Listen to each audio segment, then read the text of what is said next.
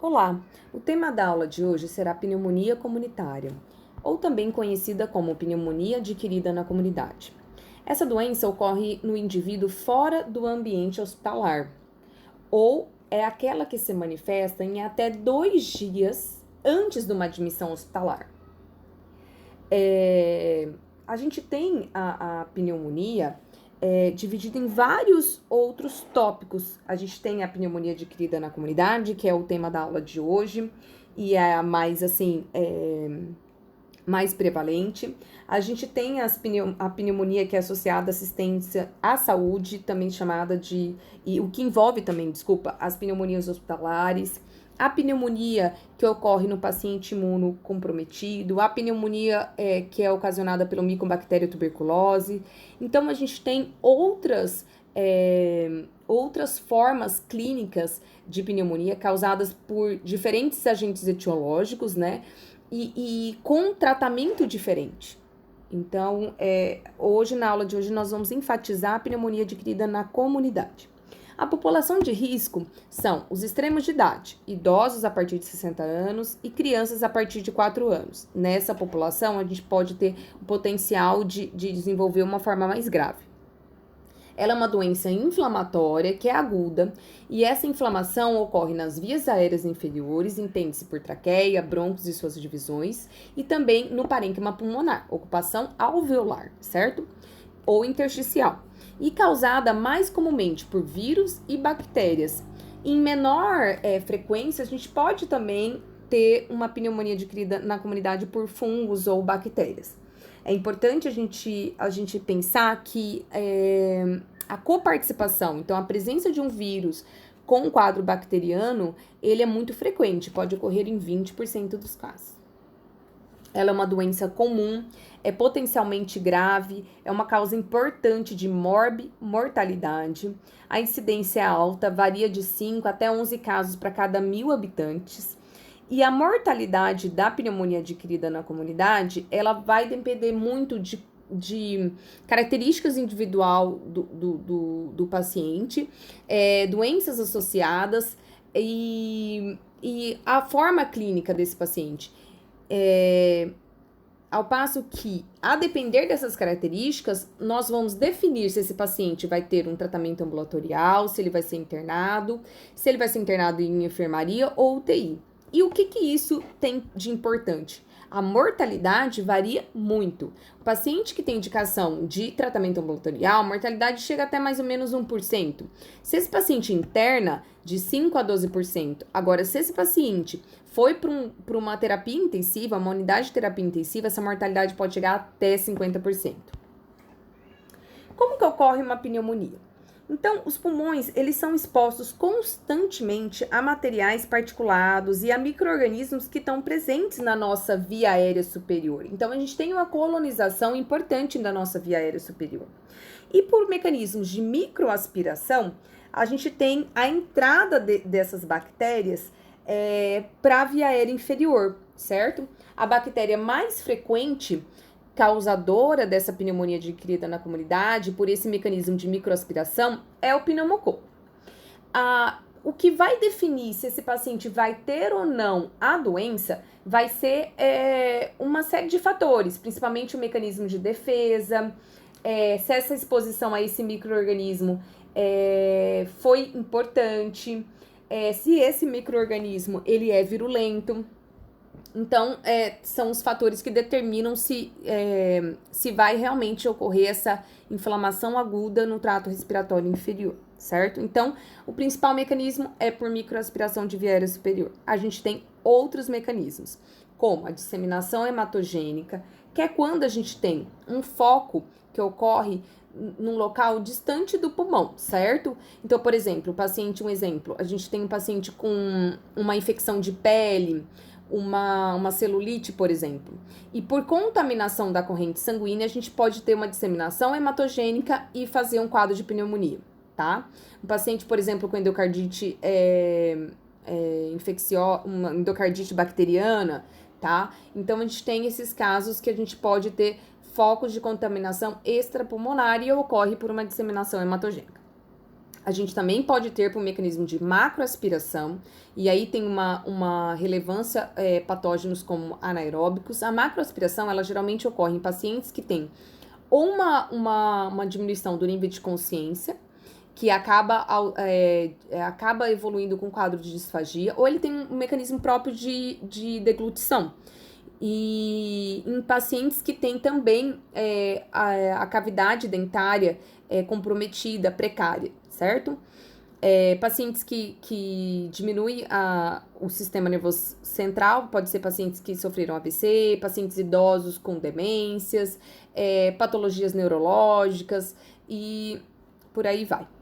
E também pode acontecer por contiguidade, que é onde a gente tem um órgão próximo à nossa cavidade torácica e por disseminação contínua daquela infecção, ocorre nos pulmões. Por exemplo, quando a gente tem uma infecção na parede torácica, quando a gente tem quadro de peritonites, então a cavidade abdominal, ela tem uma separação pelo diafragma, então tem uma continuidade. Você pode ter, por exemplo, um quadro de pancreatite e aí você desenvolve por contiguidade uma pneumonia com derrame pleural. Então, a gente tem esses outros quadros ocorrendo, que pode acontecer, mas em menor proporção.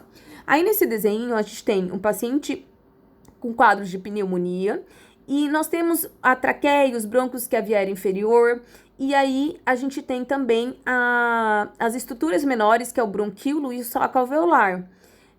Na figura de cima, ele está íntegro, na figura de baixo, ele está preenchido por secreção secundária ao mecanismo inflamatório. Como eu disse, para que ocorra a pneumonia, a gente tem que ter alguma quebra nos mecanismos de defesa. E aqui eu queria mostrar para vocês a importância da nossa defesa no nosso trato respiratório, principalmente superior. Então, a gente tem algumas estruturas que elas existem justamente para bloquear a entrada dessas partículas ou de micro-organismos que causam essa doença. Então, os cílios nasais, o muco nasal, uma temperatura elevada, né? Uma temperatura úmida, a epiglote, os broncos, então o mecanismo de tosse, que é o mecanismo nosso de defesa, o movimento ciliar, a produção de muco. Nos bronquíolos e já nos alvéolos, na unidade mais microscópica e funcional do nosso pulmão, a gente tem a presença de surfactante, imunoglobulinas locais, macrófagos alveolares, neutrófilos. E no sangue a gente tem os anticorpos séricos. A pneumonia ocorre quando a gente tem uma quebra nesse mecanismo de defesa. E quando ocorre a pneumonia, a gente tem algumas fases evolutivas, né? As fases evolutivas, esquematicamente, a gente divide em 4 fases. Então, a fase de congestão é a fase onde tem a fase inicial, onde a gente tem a entrada de bactérias ou outros micro-organismos, em que eles conseguem se multiplicar rapidamente no interior dos alvéolos, desencadeando uma resposta inflamatória. A resposta inflamatória, com células inflamatórias, mediadores inflamatórios, vão liberar substâncias que levam a uma vasodilatação, e por isso a gente vai ter uma área mais congesta.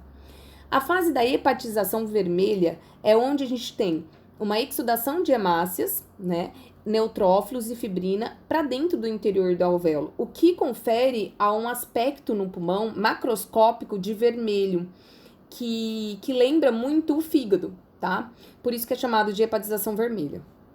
E a gente tem esse predomínio de hemácias, que é o que dá essa coloração.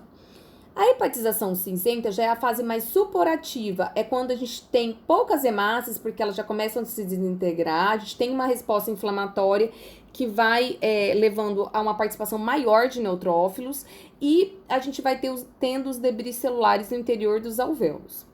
E a última fase, que é quando a gente pode evoluir para um final feliz, que é quando a gente consegue fazer uma resolução, uma organização.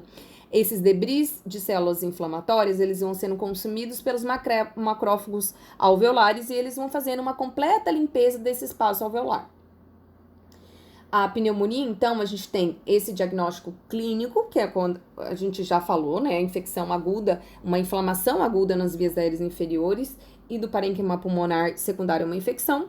E o critério histopatológico, a gente vê isso através de uma lâmina, eu vou mostrar para vocês, que é onde a gente mostra o preenchimento do espaço alveolar por infiltrado necroinflamatório, que tem a participação dos neutrófilos, debris celulares e exudato. Então, a gente tem do lado direito um pulmão normal e observa os espaços alveolares, como eles são abertos e tem ar dentro deles, tá? Com a parede fininha e as comunicações. Do lado esquerdo, a gente tem uma pneumonia lobar, é onde a gente tem um preenchimento dentro da luz desses alvéolos por células inflamatórias, por debris celulares. Então, a gente vê essa diferença. Outra lâmina, e aqui a gente vê um achado de broncopneumonia. Nada mais é quando a gente tem uma extensão dessa inflamação dos alvéolos e bronquíolos e até brônquios. E a gente mostra áreas entremeadas de pulmão normal com áreas de preenchimento alvéolo e nos bronquíolos. Para a gente definir a forma clínica da pneumonia adquirida na comunidade, a gente tem que ter alguns critérios. Além daquela questão que eu falei, que ela é adquirida no ambiente da comunidade ou até em 48 horas antes de uma admissão hospitalar, o paciente também tem que ter outros critérios. Ele não tem que ter história de internação nos últimos 3 meses, por pelo menos 2 dias, então uma internação que gerou um tempo de 2 dias, e ele não pode estar incluso nos cuidados relacionados à saúde, porque aí já muda o perfil do quadro, que são aquela que eu falei, pneumonia relacionada à assistência à saúde. Então, o que me diz que esse paciente não está relacionado? Esse paciente não tem histórico prévio de uso de antibiótico terapia, quimioterapia ou algum tratamento para úlcera de pressão nos últimos 30 dias. Eles não são oriundos de uma unidade especial de internação, como asilos e home care, e é um paciente que não está fazendo diálise. Então, ele tem que respeitar todos esses critérios para ainda estar incluso num quadro de pneumonia adquirida na comunidade.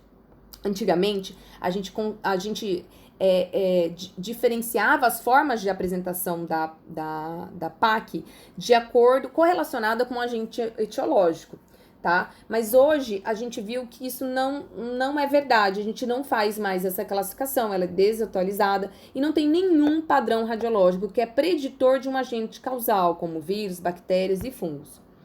As apresentações radiográficas são a pneumonia lobar, quando a gente tem acometimento apenas de um lobo, e a gente pode ter só acometimento de lobo, a gente pode ter acometimento de mais de um lobo, que é a multilobar, e aí geralmente é um quadro mais grave.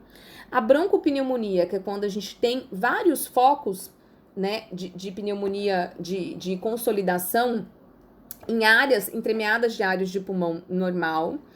E a gente tem a pneumonia intersticial, que é o comprometimento do espaço intersticial. Quanto ao quadro clínico, a gente pode usar o termo de apresentação típica e apresentação atípica.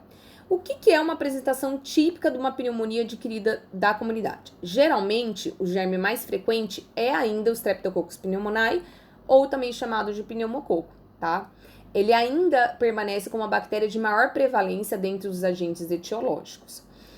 E ela é uma pneumonia de alta virulência, geralmente indivíduo mais suscetível, então idosos, extrema de idade, pacientes com comorbidades.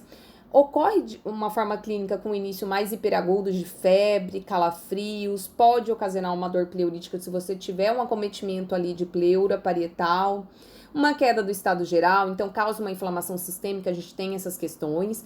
Tosse produtiva, geralmente com coloração esverdeada ou amarelo mais escuro. E aí você visualiza uma opacidade consolidativa na radiografia de tórax. E o que é uma apresentação atípica? A atípica geralmente ocorre em mais indivíduos jovens, imunocompetentes, e ela é uma doença que ela não tem um início tão hiperagudo, ela é uma progressão mais lenta, você pode ter uma predominância de sintomas sistêmicos, você pode ter associação de achados inespecíficos, como dor abdominal, diarreia, a temperatura geralmente não é muito alta, pode ser afebril ou subfebril, o paciente geralmente tem tosse seca, não tem tanta purulência de escarro, não tem tanto relação com dor pleurítica, e você vai examinar esse paciente, você não acha tantos achados da síndrome consolidativa, certo? Desculpa, vamos passar. E quanto ao agente etiológico, típico, o que separa, o que define o que é um germe típico, o que é um germe atípico? Então, os germes típicos são aqueles que são facilmente encontrados na coloração do GRAM. E os atípicos são aqueles que são difíceis de diagnóstico etiológico pelos métodos, né, diagnósticos usuais, que é o Mycoplasma pneumoniae, a Chlamydia pneumoniae, a Legionella pneumófila, os vírus respiratórios, tá? E quanto ao agente etiológico, a gente entende que a microaspiração, que é o mecanismo mais frequente, que é de material proveniente das vias aéreas superiores, geralmente são encontrados os Streptococcus pneumoniae, os estáfilos, e pode achar algumas bactérias gram-negativas. Quando a gente tem um paciente que tem idade mais avançada, ou ele é portador de doenças crônicas, como DPLC, diabetes, a sua flora já é um pouco mais modificada e a gente tem uma prevalência de gram-negativos aeróbicos. Quando ocorre aquela via hematogênica, o mais predominante são Staphylococcus aureus, e a gente pode também ter a contaminação de aerosol do ambiente. E aí a gente tem Legionella, Mycoplasma, e a gente tem a presença dos vírus.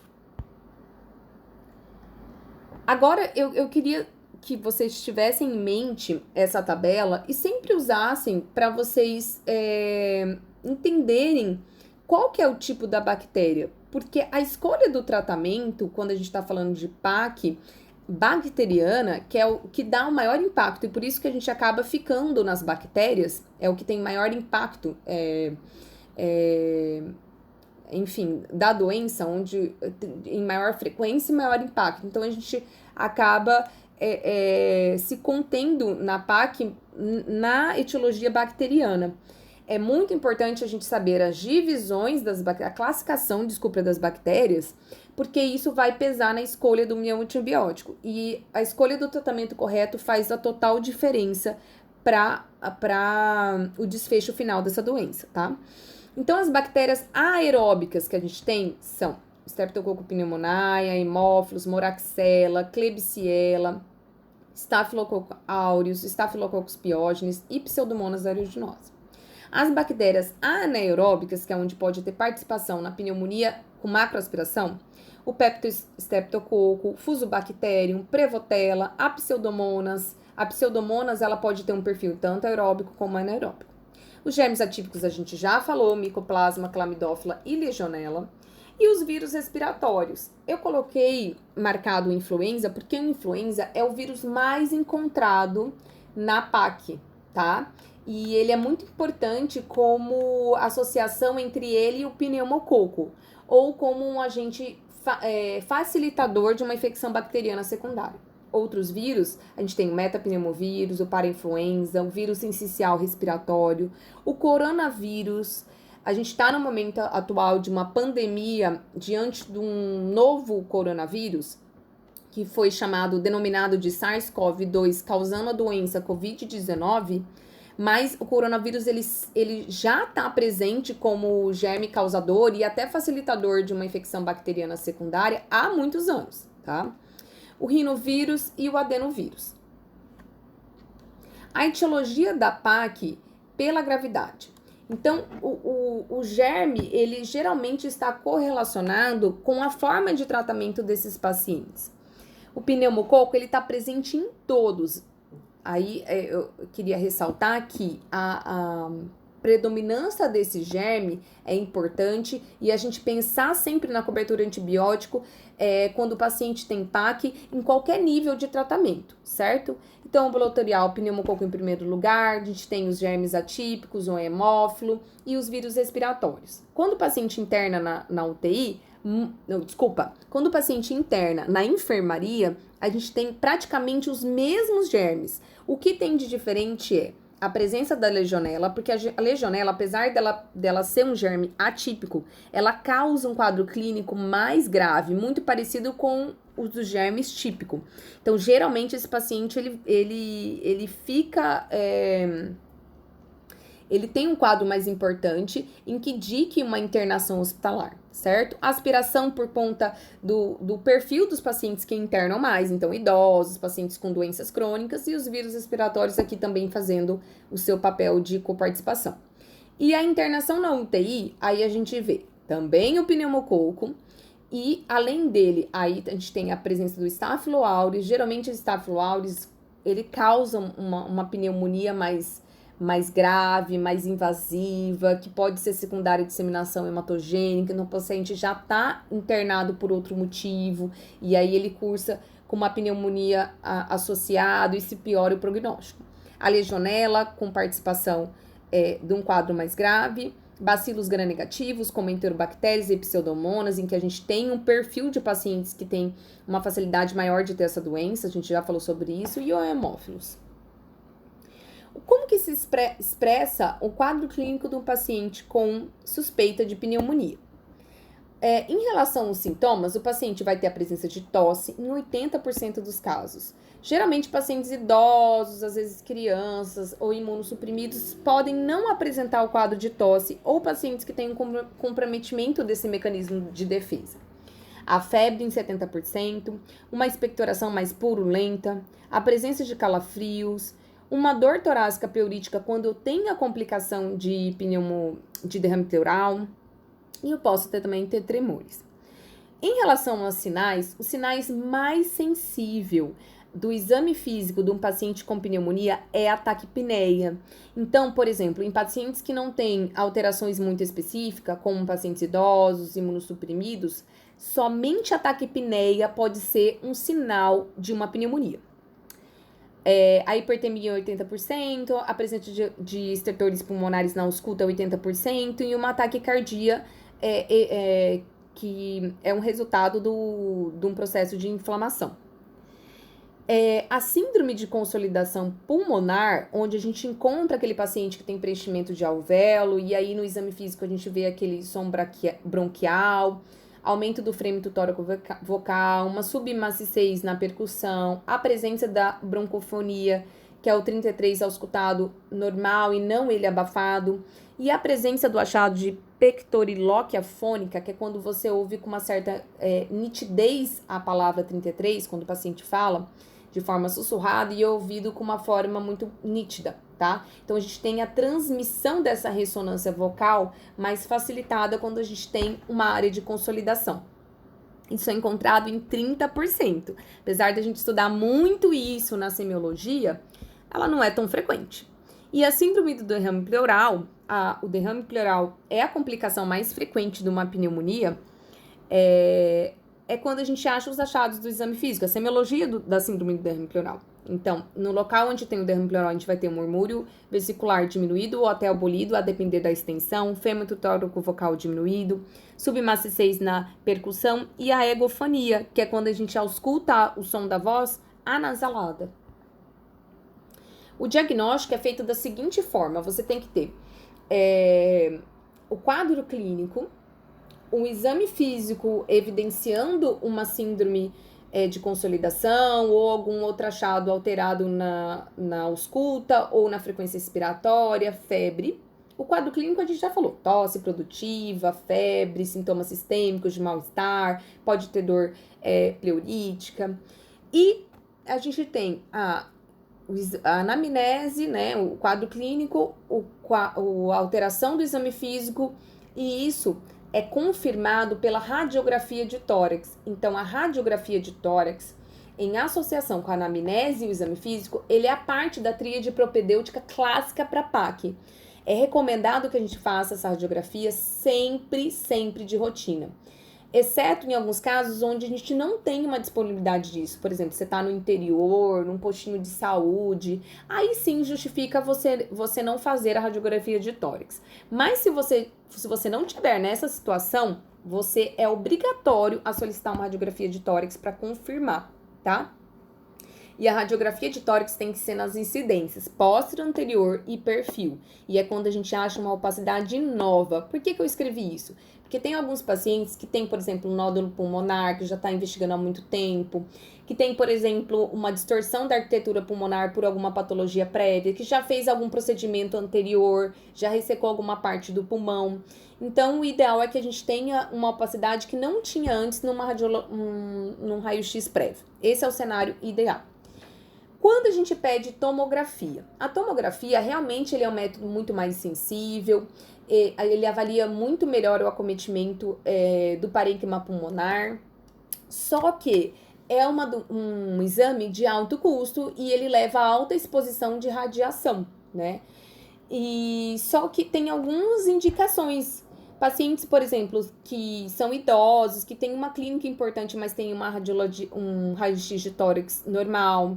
Paciente que está com uma clínica muito importante, mas às vezes o exame físico não está tão alterado. A investigação de complicações, então você já está tratando o paciente, mas ele não está melhorando, para a gente avaliar melhor as complicações. E aí a tomografia, ela também é muito sensível para avaliação de complicação, como a presença de um abscesso no pulmão, derrame pleural loculado, é muito mais identificado as suas características com a tomografia. E também para diagnóstico diferencial, eu tô achando que o paciente tem uma PAC, mas na verdade ele tá com um tromboembolismo pulmonar, e eu tô achando que tem etiologia bacteriana e na verdade etiologia fúngica, a depender da apresentação, né, das lesões no parênquima pulmonar. Só um dado, a gente também tem a utilização do exame de ultrassonografia. Ele é um exame que realmente ele apresenta uma sensibilidade maior do que o do raio-x, até para alterações de parênquima. Ele é muito utilizado também para avaliar o derrame pleural e ele pode até fazer para a gente investigar uma toracocentese guiada, mas a gente não vê na prática clínica o uso corriqueiro do ultrassom, por isso que eu nem coloquei, apesar de estar em diretrizes, estar em documentos, participando como uma ferramenta útil para o diagnóstico de imagem, pode ser que cobre em prova, na prática clínica a gente não usa o ultrassom com essa frequência. Outros dados importantes do quadro clínico que a gente pode observar de alterações laboratoriais, uma leucocitose neutrofílica com desvio à esquerda. Quando a gente tem a presença de leucopenia, pode estar associado, por exemplo, com infecção viral, com bactérias anaeróbicas e pode ser um sinal de mau prognóstico. Quando o paciente tem uremia, pode estar sugerindo tanto uma evolução para um quadro de inflamação mais importante, como a sepse grave, ou também ele pode estar evoluindo com algum efeito colateral do uso do antibiótico. E a radiografia, é importante a gente ver que ela pode ser até normal, ou ela pode apresentar os padrões que podem ajudar a gente a pensar em determinada bactéria. A gente não usa mais isso como via de regra, mas pode ser algo que você pode estar usando como auxílio, caso o paciente venha evoluir com uma falha terapêutica, tá?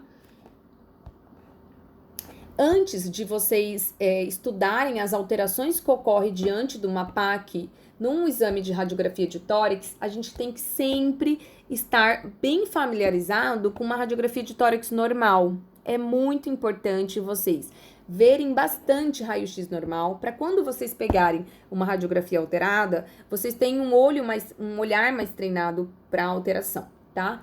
Então, quem passa comigo no ambulatório, geralmente eu sempre enfatizo como que é um raio-x normal, como que é a técnica que a gente avalia a qualidade desse exame e tudo mais. Então, a gente vê aqui que tem o pulmão direito, né? O pulmão direito, olha como que é a transparência dele, ele é mais preto porque é onde tem mais ar. Em locais onde a gente tem órgãos sólidos e osso, a gente vê que a transparência, a densidade é mais opaca, tá? Então, é mais branca. Aonde tem ar, então a gente tem na via aérea, que é a traqueia, e dentro dos pulmões é branco, certo?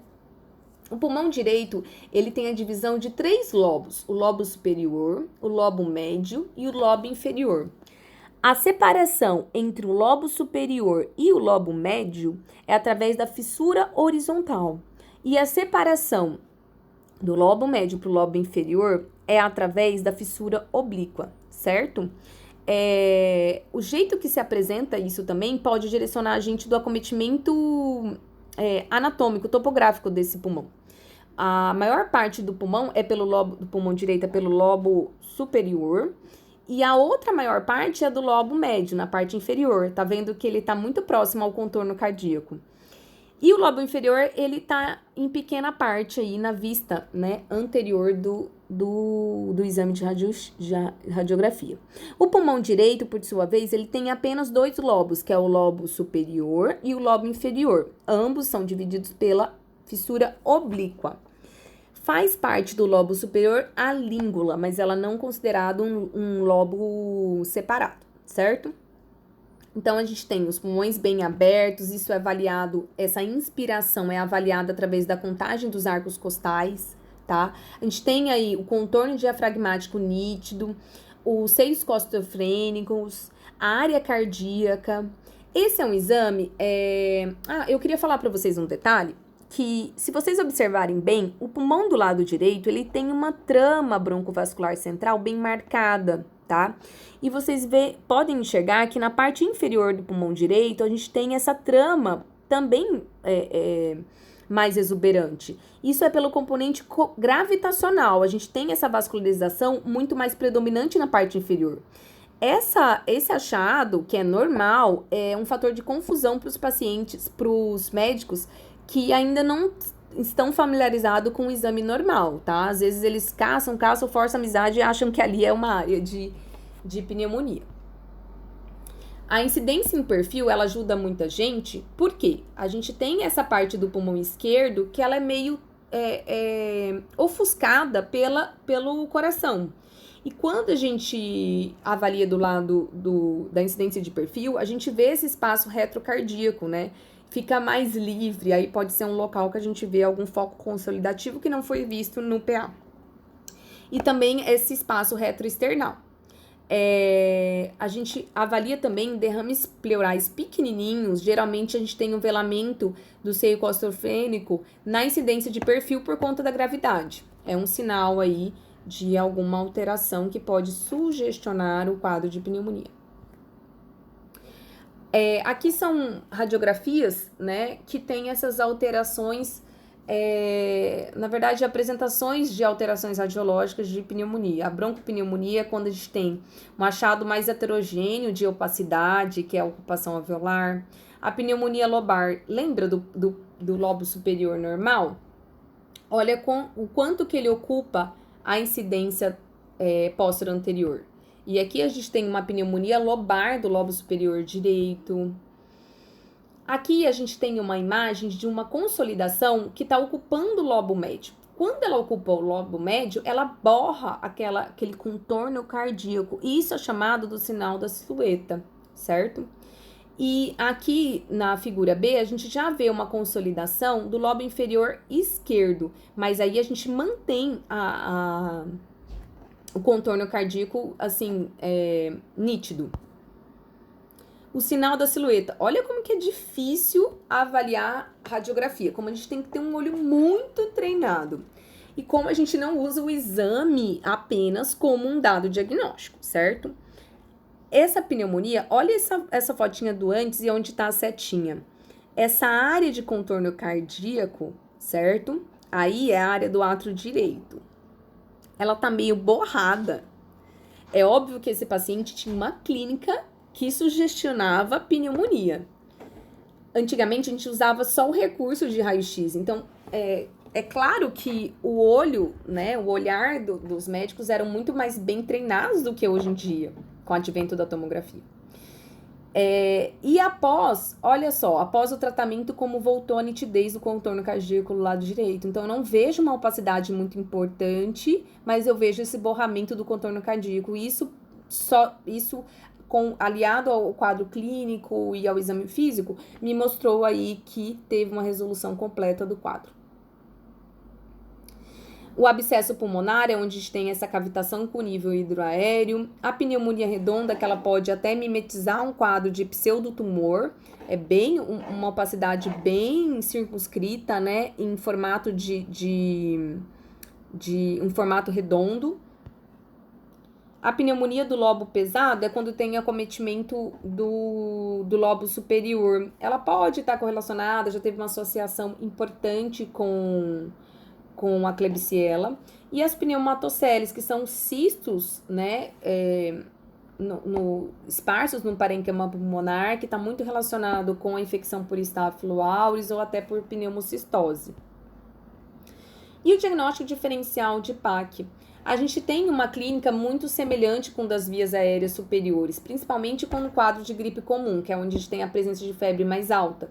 A gente também tem a presença de infecções do trato respiratório, das vias aéreas inferiores, mas de causa viral, como a traqueobronquite viral, embolia pulmonar, exacerbação de doenças já crônicas, como o DPOC, insuficiência cardíaca congestiva, na verdade pode ser um diagnóstico diferencial e pode ser uma causa da descompensação da insuficiência cardíaca, hemorragias, que a gente pode ter em quadros traumáticos ou em processos autoimunes ou em distúrbio de coagulação, atelectasia, aspiração de corpo estranho, geralmente isso ocorre em pacientes como crianças ou idosos.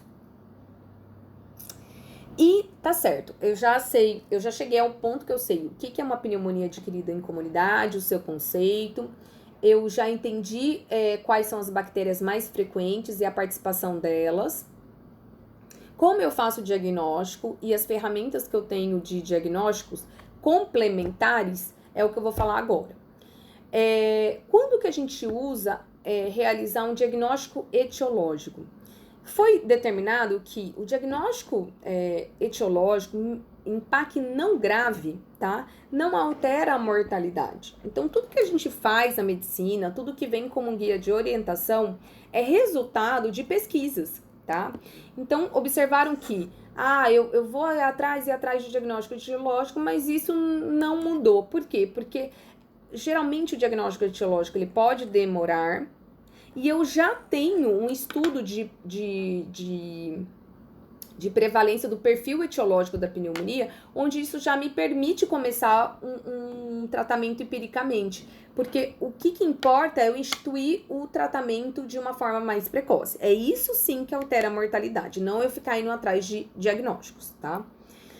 A gente tem a presença de alguns testes moleculares que é meio que uma novidade em relação ao diagnóstico complementar na PAC, tá?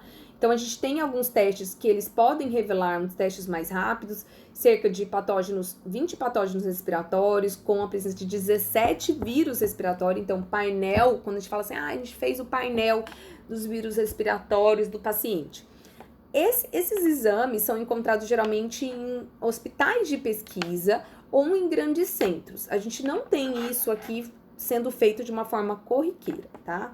Além de detectar os vírus, a gente também tem a detecção das bactérias atípicas, como Mycoplasma, Chlamydófila e também a Bordetella pertussis. Para quem não sabe, a Bordetella pertussis, ela causa doença chamada de coqueluche. A gente tem vacina para coqueluche, mas a gente ainda tem alguma prevalência dessa doença, principalmente em indivíduos com fatores de riscos, idosos e que têm doenças pulmonares crônicas. Então, a gente tem esses testes que avaliam, o principal objetivo é avaliar essas bactérias atípicas e os vírus, tá? Agora, quais são os exames que a gente tem mais na nossa prática? A hemocultura, que é um exame simples até de fazer, só que ela é um exame com baixa sensibilidade, de 5 a 14%, mas ela tem uma especificidade alta, tá? A cultura de escarro, apesar de ser um método que os pneumologistas gostam muito, isso não é feito também muito na prática, pela dificuldade de conseguir a coleta do escarro, de garantir uma amostra boa e a qualidade dessa amostra. Porque às vezes se você coloca essa amostra numa conservação ruim, se você colhe escarro e deixa do ladinho do paciente, isso vai se contaminar e não serve para nada. Para que serve a cultura de escarro? Para a gente fazer uma bacterioscopia e aí esse resultado é rápido, tá? Uma bacterioscopia de CRAM e a cultura, que pode vir acompanhado do antibiograma, certo? Ela tem uma sensibilidade e especificidade variável, que é justamente por esses fatores limitantes que eu disse que não é um exame tão corriqueiro. Os testes sorológicos, a gente pode fazer sorologia tanto para legionela como para o streptococo, mas geralmente os testes sorológicos eles ficam reservados para pesquisas, tá? Porque são testes que demoram para sair o resultado e até para fazer a resposta, né, ao anticorpo, né? Testes de IgM e IgG. Testes de antígenos urinários, a gente tem para legionela e tem para pneumococo. E aí seria um teste até interessante, rápido e fácil, mas também não é feito de uma forma corriqueira. E por último, a gente tem o PCR, para patógenos atípicos e vírus. Eu acho que agora vocês estão ouvindo muito falar do PCR por conta da pandemia. O PCR é um exame que é muito mais muito mais importante para o diagnóstico porque ele consegue detectar o vírus dentro da via aérea, aliado, é óbvio, com o quadro clínico, né? Então, para a coleta, por exemplo, para investigação para influenza, quando a gente tem os sintomas mais agudos, né, até mais ou menos 7 dias da doença, ou para o novo coronavírus, a gente coloca aquele cotonete e pega um suave ali da secreção de nasofaringe ou rinofaringe, e aí você detecta parte da molécula desse vírus, certo? Outros testes, outros exames que a gente tem disponível para ajudar no diagnóstico e até acompanhamento dos pacientes são os biomarcadores. O que é o biomarcador? É a presença de uma molécula na nossa corrente sanguínea, em que essa molécula ela pode ser mensurável, a gente pode medir ela, e ela pode me predizer um fator assim de prognóstico e também de estado de inflamação desse indivíduo que está com a doença, certo? E o que a gente tem de biomarcadores disponíveis? A gente tem a PCR, que aqui não é PCR de reação de cadeia polimerase, aqui é proteína C reativa, tá? A proteína C reativa, ela é produzida pelo fígado em resposta a um processo inflamatório diante a algumas citocinas, como interleucina 1, fator de necrose tumoral alfa, interleucina beta 1, interleucina 6 e a fator de necrose tumoral alfa. E a gente também tem a procalcitonina. A procalcitonina, ela é um pró-hormônio que é liberada por células parenquimatosas, principalmente diante de quadros de infecção bacteriana, tá? Ela também é liberada pelo estímulo de citocinas inflamatórias. E esses testes, eles servem como uma complementação à avaliação clínica. Ele nunca é tomado como um critério único e isolado. Por exemplo, a PCR a gente tem ela é levada em outros quadros, como por exemplo, doença ateromatosa vascular, o paciente que tem outra doença inflamatória crônica, enfim, a gente pode ter outras causas de elevação do PCR que não uma infecção, tá? Pacientes obesos, pacientes com síndrome metabólica, são outros fatores que podem levar ao aumento da PCR, certo? Então, esses biomarcadores não podem ser usados como critério isolado para estabelecer ou modificar uma conduta terapêutica. Resumindo, como que fica essa propedêutica para os pacientes? O tratamento, quando o paciente está fazendo um tratamento ambulatorial, geralmente ele vai precisar da radiografia para fazer o diagnóstico, mas outros exames não vão ser necessários, tá? E se o paciente interna, quer dizer que esse paciente já tem um quadro mais importante dessa pneumonia. Pode ser um quadro de PAC grave ou um paciente com PAC que tem uma comorbidade importante. E aí está indicado investigar aí um pouco mais atrás de um agente etiológico. Lembra que a mortalidade está relacionada a PAC não grave, certo? E aqui o que a gente tem de recurso? A gente vai pedir uma cultura de escarro, hemocultura, vai investigar mais a fundo se esse paciente está evoluindo com uma forma mais importante, uma insuficiência respiratória, com uma saturação periférica menor que 92%, e aí eu vou ter que pedir uma gasometria para confirmar. E é óbvio que os outros exames vão depender da resposta desse paciente. Se ele está evoluindo com quadro grave ou se ele não teve resposta ao tratamento instituído, aí tem a opção da gente pedir as sorologias, os antígenos urinários. Se ele evoluir com uma complicação, como por exemplo o derrame pleural puncionável, a gente tem que investigar com toracocentese para avaliar se ele tem critérios de complicação ou não complicação. Ou até se ele evoluir com quadro de empiema, em que muda, né, o tratamento. E se o paciente está em tratamento na UTI, a gente pode lançar mão de exames mais específicos, mas que também são invasivos, como por exemplo broncoscopia ou até um aspirado traqueal se esse paciente chegou ao ponto de ser entubado. A gente tem uma tabelinha aqui que assim vai ficar para vocês terem uma noção dos germes que a gente pensa diante de uma doença, tá? Então, por exemplo, eu vou falar da área da pneumologia, que é a minha especialidade, né? Por exemplo, o paciente com DPOC, a gente tem que pensar no Haemophilus influenza como o germe mais comum desses pacientes na PAC. O pneumococo também tá influenciado nesses pacientes, a participação da Moraxella catarrhalis. A pseudomonas, ela não ocorre em pacientes que são DPOC mais leves, que são poucos exacerbadores. Geralmente ela ocorre em pacientes que estão tendo mais exacerbação ou um quadro mais grave, tá? E a gente tem outras doenças, como por exemplo a fibrose cística, que é aquela doença genética que ocorre bronquiectasias. Essa doença, ela acaba trazendo uma maior facilidade por essa destruição que ocorre no parênquima de colonizar essa via aérea inferior com bactérias mais diferentes, por exemplo, como a pseudomonas, como a burkholderia, como o staphylococcus, tá? E aí a gente tem outras situações que vale a pena vocês olharem, que pode ser cobrado em algum teste que vocês vão fazer futuramente. Então, eu já sei o que é pneumonia, eu sei como que é do quadro clínico, eu sei como eu dou o diagnóstico, eu sei dos exames complementares que eu posso utilizar.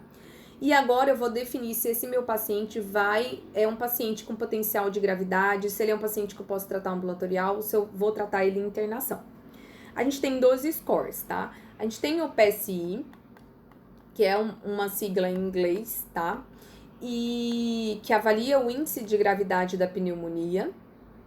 E esse PSI, ele é um pouquinho mais complexo, ele é um pouquinho mais extenso, ele utiliza 5 critérios de avaliação e a gente vai pontuando e de acordo com os pontos a gente vai definir em qual grupo que esse paciente está. A gente tem 5 grupos e esse grupo vai me dizer qual que é a chance de mortalidade desse paciente e até considerar a internação. O CURB 65 já é um score muito mais prático que a gente usa no dia a dia, tá? É mais fácil de executar. Ele é de acordo com uma sigla em inglês, tá? Cada letrinha tem um significado. E ele também pode ser usado de forma simplificada porque ele tem um critério laboratorial, que é a ureia. Então, se você está em algum local onde você não pode fazer o uso da ureia, você pode usar ele sem o fator da ureia. Ele também é muito efetivo para predizer a mortalidade, só que ele acaba subdiagnosticando a doença, estimando de uma forma mais pobre um paciente que não tenha comorbidades associadas. Aqui está o PSI, e aí vocês vão ver que ele leva em consideração fatores demográficos, né, como a idade, e se esse paciente vem procedente de algum local de cuidados, né, relacionado à assistência hospitalar, presença de comorbidades, achados laboratoriais e radiológicos e o exame físico do paciente. E aí você vai pontuando ao passo que você chega na estratificação desse paciente. A classe 1 tá errado aqui, tá, gente? Os pontos é até 50, certo? Então, a classe 2 é entre 51 e 70, tá? A classe 1, olha só, mortalidade 0,1%. Aí a gente acaba indicando para esse paciente uma internação ambulatorial. A classe 2, também mortalidade baixa, menor que 1%, ambulatorial. A classe 4 já aumenta, 8,2%, esse paciente é indicação internação, tá? E a classe 5 é um paciente de internação, considerar leito de terapia intensiva, tá? E a mortalidade pode chegar próxima a 30%, tá? Já o CURB, que eu falei que é um método mais tranquilo, a gente usa o C de confusão mental, e aí, acho que pouca gente sabe disso, mas eu achei importante colocar como realmente é feito, que a gente usa um score para avaliar a confusão mental. Esse score é em inglês, ele é esse score abreviado mental, e aí a gente vai perguntando para o paciente essas perguntinhas. Qual que é a idade dele? Qual que é mais ou menos o horário de agora? Enfim, onde ele mora? Qual que é o ano que nós estamos? Que local que ele está? E se ele responde, se ele tem uma pontuação menor ou igual a 8, ele tem um critério de confusão mental. A ureia, quando a gente tem o laboratório fácil, a gente tem uma ureia acima ou igual a 50. A frequência respiratória, que é acima ou igual a 30, que é quem ganha a pontuação. E a baixa pressão arterial, com a pressão arterial sistólica menor que 90, ou pressão arterial diastólica menor que 60. E uma idade, o 65 é a idade, acima ou igual a 65 anos. O CURB, ele acaba me dando essa pontuação. Então, cada um positivo vai me dar uma pontuação. De 0 a 1, a mortalidade é baixa, 1,5%. E aí é um paciente de tratamento ambulatorial. O 2 é mortalidade intermediária, 9,2%. E aí você vai considerar o tratamento hospitalar, usando o seu bom senso, né? A idade, presença de comorbidades. Se esse paciente consegue adquirir o tratamento via ambulatorial, se ele tem recurso socioeconômico para isso, se ele entende bem, se ele consegue se cuidar em casa. Então, tem todos esses fatores que a gente tem que ponderar no local de tratamento. E se o paciente recebe a partir de 3 ou mais, aí a mortalidade é alta, 22%, e aí você vai tratar esse paciente internado e ele já é um paciente de PAC mais importante, PAC grave, e se ele receber 4 a 5 pontos, aí você já vai considerar um tratamento de terapia intensiva, certo? Além dos fatores que eu já falei, como que você vai definir o local de tratamento, isso de uma forma mais prática, eu já falei, doenças associadas, tudo. Outra questão que você tem que considerar no exame físico é a oxigenação, tá? Se esse paciente tem uma saturação menor do que 92%, menor que 90%, se ele tem uma apresentação radiográfica com acometimento multilobar, se ele tem algum derrame pleural que está sugestivo de ser um derrame mais organizado, que está ali mais tempo, ou uma complicação como o empiema, esse paciente tem indicação de internação, certo? O fator social, capacidade de deglutição e fatores econômicos.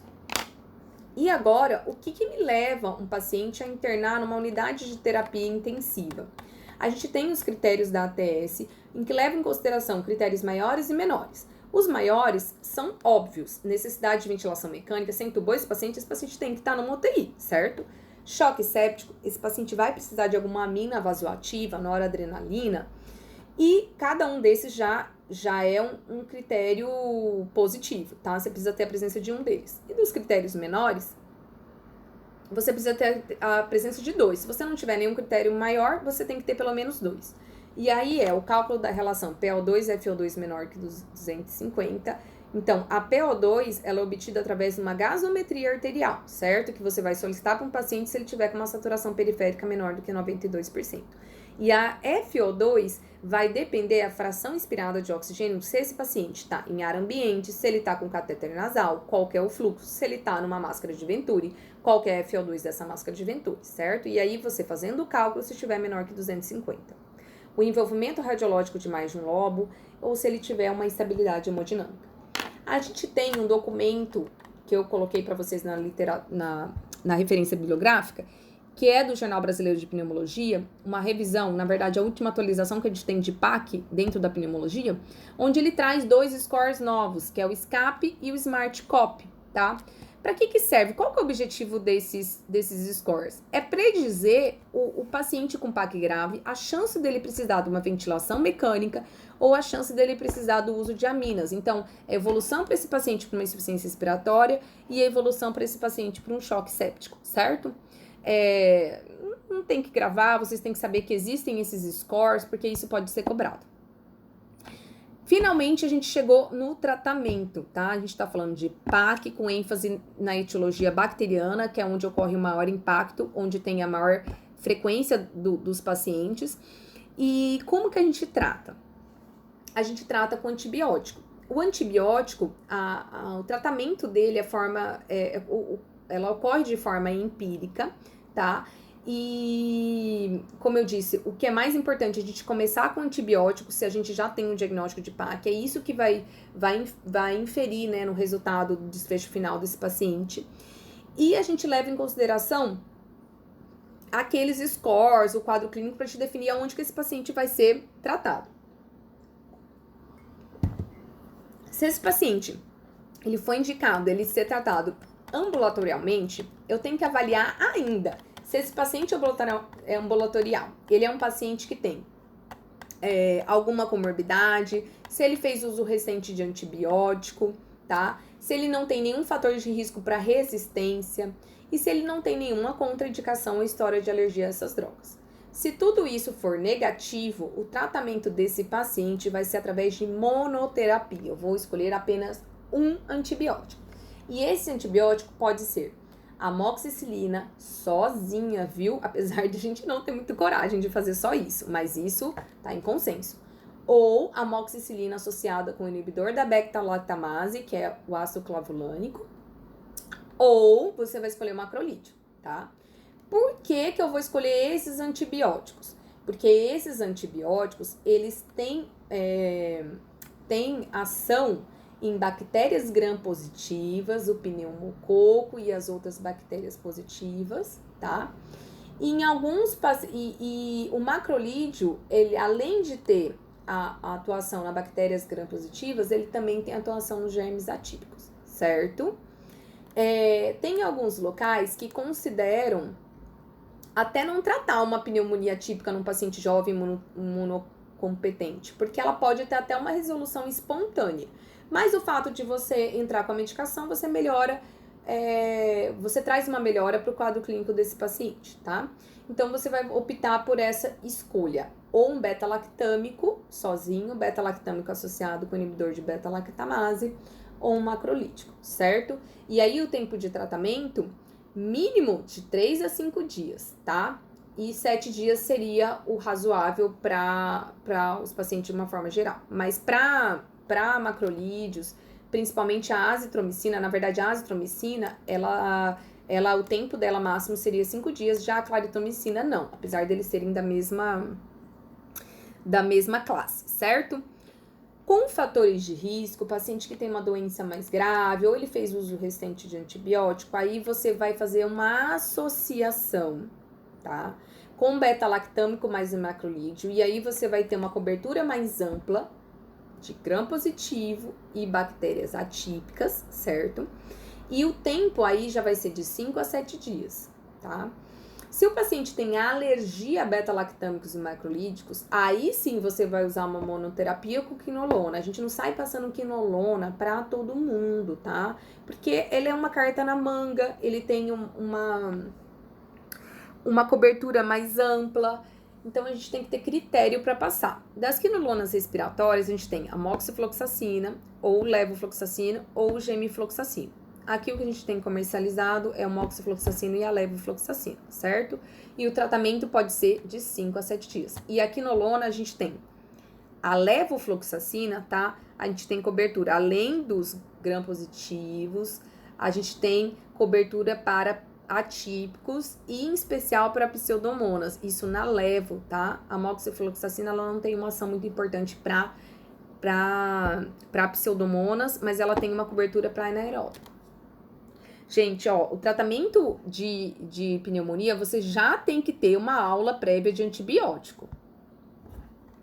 Agora, o meu paciente, ele foi internado. E aí, vai mudar um pouquinho o olhar para esse paciente, se ele foi internado no leito de enfermaria ou internado no leito de unidade de terapia intensiva. Se ele foi internado na enfermaria, a primeira escolha vai recair sobre uma cefalosporina de terceira geração, a ceftriaxona ou a cefotaxima, certo?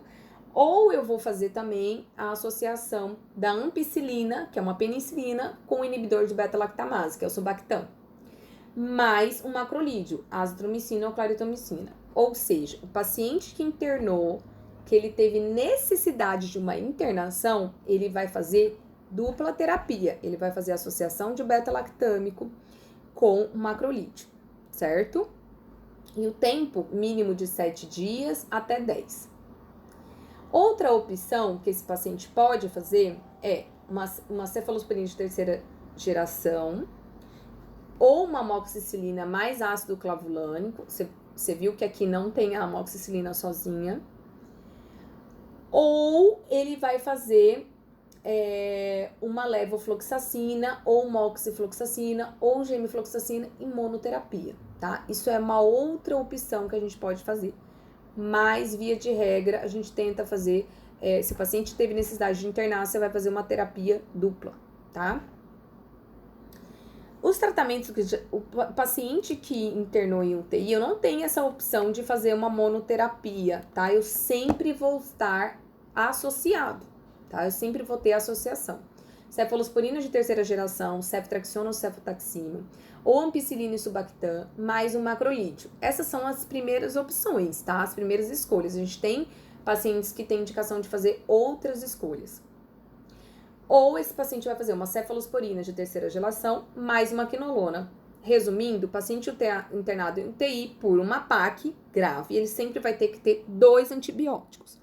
Beta-lactâmico com um macrolítico ou beta-lactâmico com uma quinolona, tá? A gente não tem a opção de fazer essa monoterapia.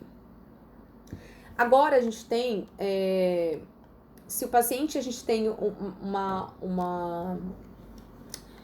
uma chance dele ter algum germe típico, algum germe que a gente pensa ser o principal agente causal dessa doença, principalmente se ele fez uso anterior de antibióticos, se esse paciente teve internação recente, se esse paciente já tem alguma colonização crônica por algum patógeno específico, a gente vai escolher o antibiótico, né, de acordo com aquele fator. Inclui aqui também as bactérias que são resistentes, tá? Que a gente tem um perfil de resistência. E aí, a gente tem, quando o paciente tem um pneumococo resistente à penicilina, que já é uma resistência muito frequente, e esse paciente é um paciente não grave, o que eu posso fazer de opção? Eu posso ter um beta-lactâmico em alta dose, e aí eu posso usar amoxicilina. Ou em doses maiores, que não são as usuais, né, 3 gramas por dia, ou amoxicilina associado com inibidor de beta-lactamase, também em doses mais elevadas. Isso é importante a gente ter noção, porque às vezes você tá num postinho que só tem amoxicilina, e aí você já sabe que você pode lançar mão de uma dose maior. Alternativas, a gente tem as cefalosporinas, e a gente também tem cefalosporinas com cobertura antipseudomonas, tá? Que é o cefepime, ceftarolina. O cefepime é uma cefalosporina de 4ª geração, e a ceftarolina é uma cefalosporina de 5ª geração, tá? E aí, a gente pode fazer associação com macrolídeo ou uma quinolona respiratória. Agora, se esse paciente está grave, a gente vai instituir a medicação como ceftriaxona, cefotaxima, cefepime ou ceftarolina. A ceftriaxona, ela é a única que não tem cobertura para pseudomonas, certo? Mas ela tem cobertura para pneumococo resistente à penicilina. E o tratamento do paciente grave, ele estica um pouquinho mais, ele pode ir até 10 dias. Agora, se o paciente tem uma possibilidade de ter um estáfilo resistente à amoxicilina, mas esse estáfilo foi adquirido na comunidade. Você tem a opção de fazer a clinda, ou a linezolida, ou a vancomicina. E o tempo pode se estender até 21 dias, a depender da gravidade desse paciente. E o Staphylo aureus, quando ele é resistente à amoxicilina, e aí a gente tem um paciente internado, em que esse germe, a fonte dele é via hospitalar, aqui a gente não usa clindamicina, tá? A gente pode também ter enterobactérias que são produtoras de beta-lactamase de espectro estendido, e aí a opção é usar um carbapenêmico. A pseudomonas, a gente tem a pseudomonas que aí pode ter uma resistência maior, e a gente usa fluocrinolona, antipseudomonas, piperacillina, tazobactam, meropenem, até o último recurso que seria a polimixina B, que podemos usar em monoterapia ou terapia combinada. Pacientes com suspeitas de pneumonia aspirativa, e aí se essa pneumonia aspirativa não é uma pneumonia com espectro muito importante, com inóculo muito grande, a gente pode fazer apenas a quinolona ou cefalosporina de 3ª geração. Mas se foi realmente uma aspiração de conteúdo gástrico, aí a gente usa... ou então, se esse paciente tem uma doença periodontal grave, né, abscesso pulmonar, a gente já utiliza os antibióticos com cobertura de germes anaeróbicos, certo? É bem extenso essa questão. O que vocês têm que realmente fixar na cabeça de vocês, o que tem que entrar aí e ficar medular é a opção de escolha para tratamento ambulatorial e as separações em locais de tratamento, em pacientes internados em enfermaria e UTI.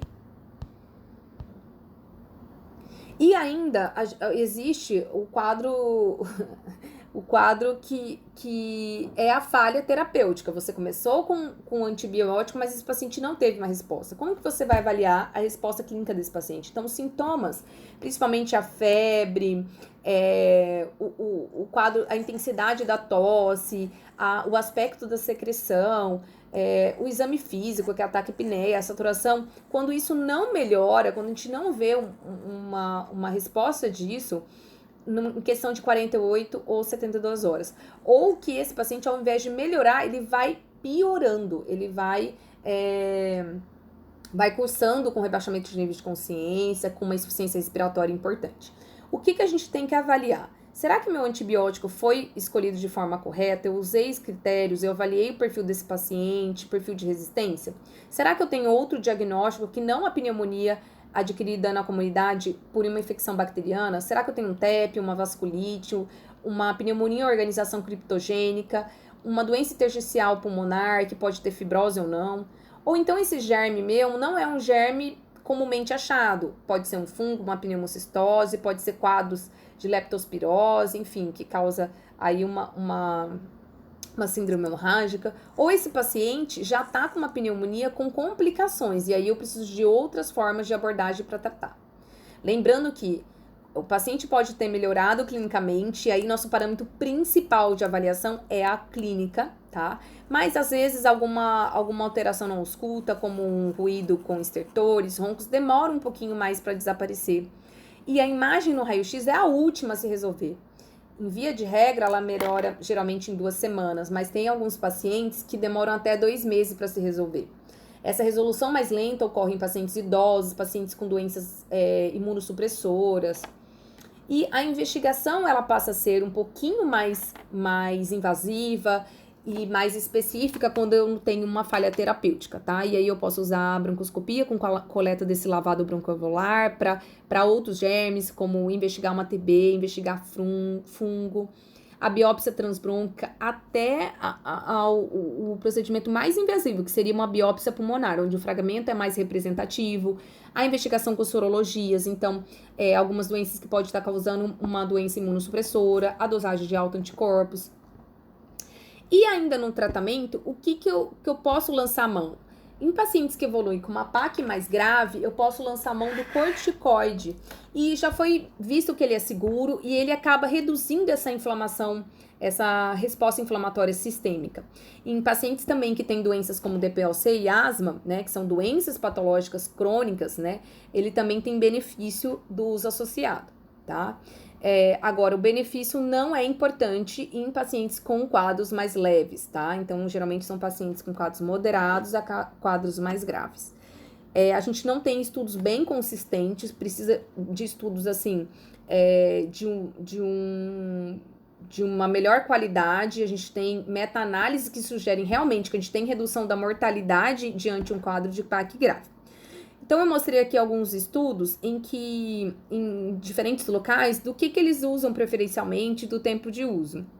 Então, você pode usar a metilprednisolona, que é o solomedrol, a prednisona oral, se o paciente tem capacidade oral, ou a hidrocortisona. A gente vê aqui, ó, que não passa de 7 dias do uso do tratamento, tá? Geralmente de 5 a 7 dias. O paciente também, ele pode estar evoluindo com as complicações e as complicações da PAC. A mais frequente é derrame pleural parapneumônico. A gente tem que investigar sempre que ele é puncionável, ele tem que ir para a toracocentese, e a gente tem que avaliar esse líquido pleural, se ele é transudato, exudato, se é um exudato que é complicado, se a gente vai precisar de algum procedimento a mais. Outra complicação que pode acontecer são uma pneumonia mais importante, com uma destruição do parênquima causando cavitações, ou abscesso pulmonar. E essas alterações, geralmente quando é mais agressivo esse processo inflamatório, eles podem levar a uma distorção estrutural das vias aéreas, como as bronquiectasias. E outras complicações, que é a sepse, choque séptico, pneumotórax, atelectasia por rolha. E o que a gente tem hoje disponível para prevenção da pneumonia?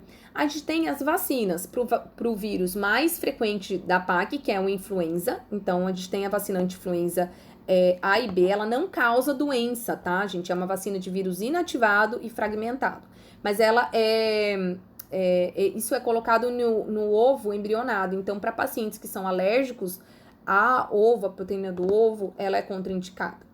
Ela está indicada para todos os pacientes idosos, alto riscos, para criança a partir de 6 meses, profissionais da saúde, gestantes, pacientes com doenças pulmonares crônicas. E também temos a vacina de pneumocócica, que ela protege contra algumas... ela lança mão de proteção contra antígenos de alguns tipos de pneumococos. A gente sabe que o pneumococo ele tem quase 100 sorotipos, ou até mais hoje em dia. A vacina, ela selecionou os sorotipos que têm maior potencial de causar uma doença invasiva, com bacteremia e evolução com quadro clínico mais desfavorável. Então, a gente tem a pneumocócica 13 conjugada e a 23 polissacarídica. O indicado é que façam as duas. A pneumocócica 13 conjugada, ela confere uma imunidade mais prolongada, então ela é dose única, e a polissacarídica a gente pode fazer um reforço com 5 anos. E ela é indicada para todos os idosos, e também para pacientes que não são idosos, mas têm uma patologia crônica, como paciente jovem com DPOC, paciente jovem com asma, paciente que não tem 60 anos, mas tem insuficiência cardíaca, asplenia. Desculpa, gente. E por fim, aqui a fonte. O que eu quero deixar claro é que tem muitas informações sobre a PAC, pode ter alguma coisinha ou outra que eu não falei na aula, e a fonte é importante porque a partir do momento que eu coloquei a fonte, eu posso cobrar dessa literatura. Eu aconselho vocês a olharem esse artigo, ele está disponível fácil na internet, porque ele tem uma linguagem muito didática e muito fácil, tá? Da última atualização de PAC. Então é isso, gente. Qualquer coisinha, vocês entrem em contato.